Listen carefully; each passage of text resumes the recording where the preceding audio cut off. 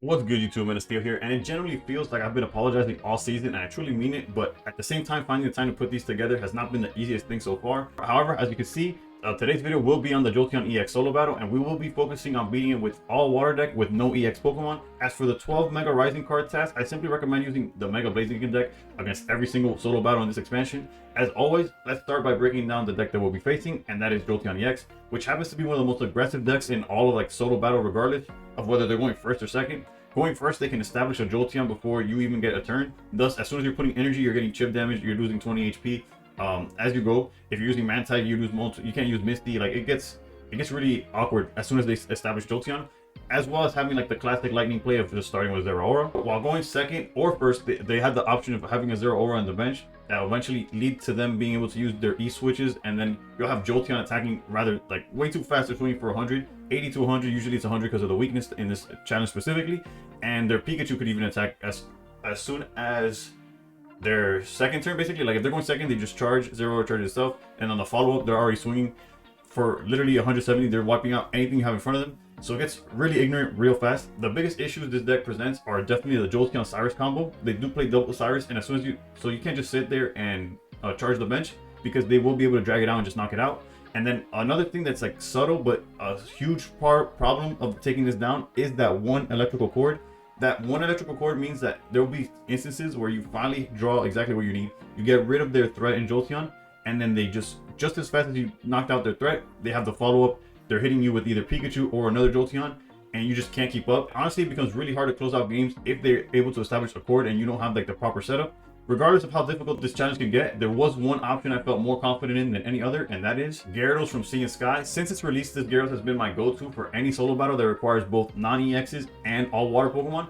And since its release, it's only gotten better, as there are now many more ways to approach the deck building process. These upgrades include May over Pecoms, Copycat over Iono, and I even tinkered with a few lists where using Alicia, because you could search Magikarp, Mantike, Manaphy. But ultimately, she did not make the cut this time around, but there's definitely a place for her in this list if you build it accordingly. Overall, this list works wonder against Jolteon since they do not play any form of like cape. Like they don't play Giant Cape, so their highest HP total is this Jolteon with 140. Thus, Gyarados with a full bench is able to one-shot clear anything that they have. Thus, at the end of the day, a lot of attempts will come down to this guy right here, the Fisher. If Fisher flips and just completely whiffs, those are games where no matter how good or bad the deck that I gave you is, it won't function. And then there's games where you flip 3 heads and you have a win where you had like no business like getting it. So it goes both ways with Fisher and any coin flip strategy. The only other thing I feel deserves explanation could be the potions over playing the obviously superior Irida.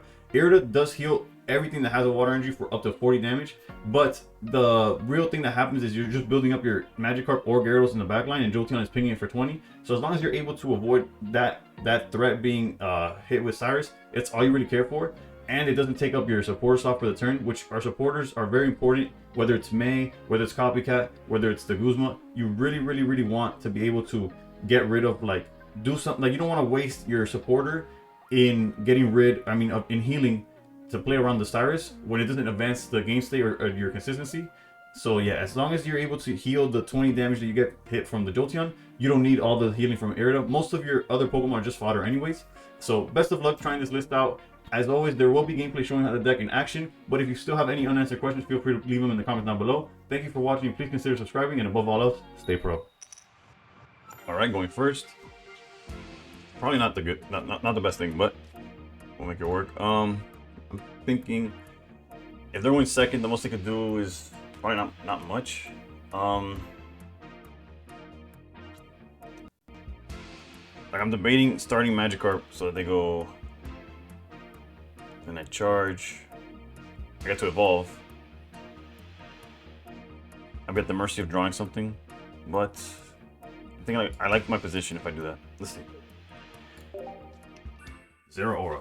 That's probably best case scenario. What would have sucked or would have been really bad would be if they had the EV play off rip, which they could still find it, right? But as of right now, they don't have it. So I guess I could have put this Magikarp instead. But they do play Copycat, so I'm actually like incentivized to just dump everything here, I think. And because I have Gyarados, if this Gyarados wasn't here and it was like, I would keep maybe the second Magikarp just in case I draw May. Let's see here. Pokeball, it's fine. into Pikachu, even better. Well, definitely Jolteon is when it gets tough. Going from three down to 2 cards is great for us. Technically 4, right? Because it doesn't count the copycat itself. Although they found the Eevee, so. So yeah, we have options of either sacrificing Magikarp,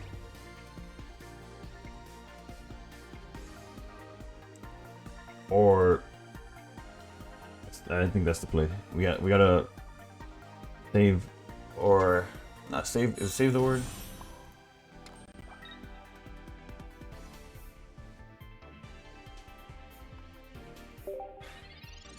Not save. What's the word I'm looking for? I don't know, something about keeping Gyarados' life HP as high as possible.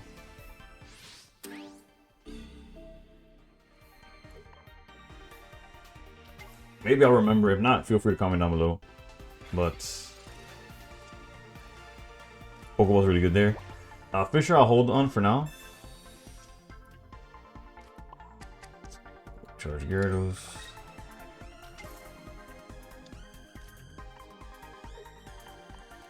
Now I feel like I'm lacking commentary, but I'm just thinking of like what's that word that I forgot. That's so frustrating.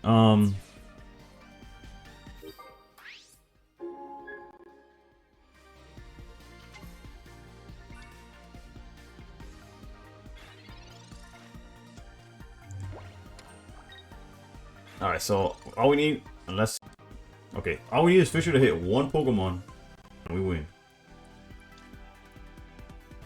Come on, Fisher, don't. We good. Man, Fisher is. I hate Fisher. I'm gonna be honest. I hate Fisher. He's failed me so many times as I'm trying to find the correct list for y'all. I've done so many attempts, and there's lists where I'm like, oh, this list might work, and then it just doesn't work out because Fisher doesn't flip that 1 Pokemon I need. I need a high road. Obviously, if it doesn't get me 1 Pokemon, it doesn't get me like the amount of 0 for 3s that I've gotten in making this video is ridiculous. But regardless, it worked this time around. And as always, we do multiple examples to show that it works. So let's jump to example number 2. All right, we're going first again, and the word I was looking for is like preserve. I think preserve the life total of the Gyarados. I think is what I was trying to aim for. Once again, we started Magikarp, not ideal. But them not starting Jolteon is beautiful. It's just perfect. And when you start Eevee, then you charge Magikarp, you're immediately in range for some shenanigans here. But this start is beautiful for us. Outside of them, maybe finding if they find a Zero Aura, it could be tough because they'll go Zero Aura, charge Pikachu pass, and then next turn they could with the E switch get in like basically become live, right? Like able to knock out whatever I have. I feel the board pass. We might do the exact same thing we did last game, which is just funny enough, this looks almost identical to the last game's hand, but it's charge the Magikarp in the back, see what happens. Let's see, research here. Going for what I have to assume is Jolteon. Yep. Alright, but the case is without Zero Aura, perfect. They have no way of getting that Jolteon online in time, so I'm gonna charge this Gyarados up front.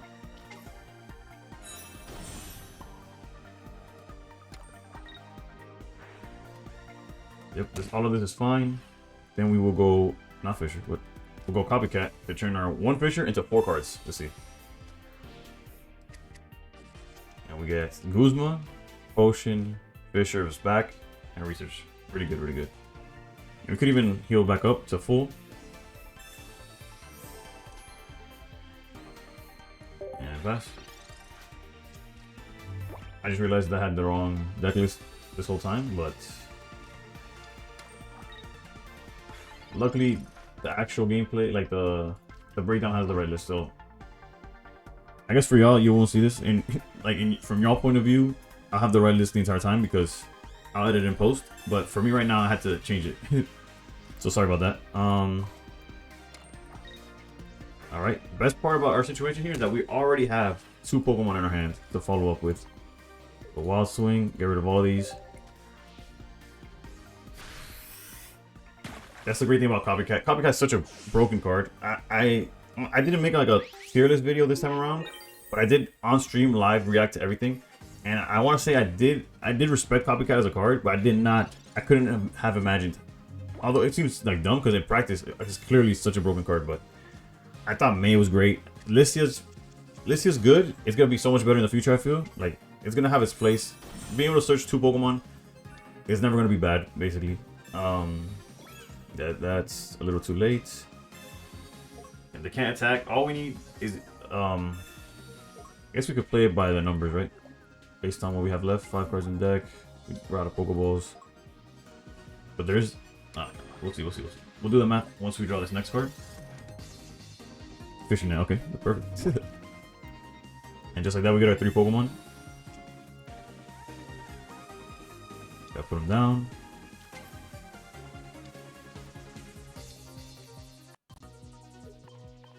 Just like that.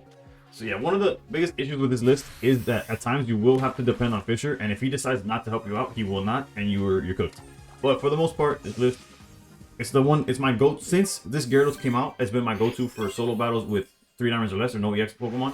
It's been this red Gyarados. Best of luck. Thank you for watching. Please consider subscribing, and above all else, stay pro. Just so you guys know, there's like a wall where Dina says, okay, these are the people that are funding us, and like I guarantee you, man, is up there.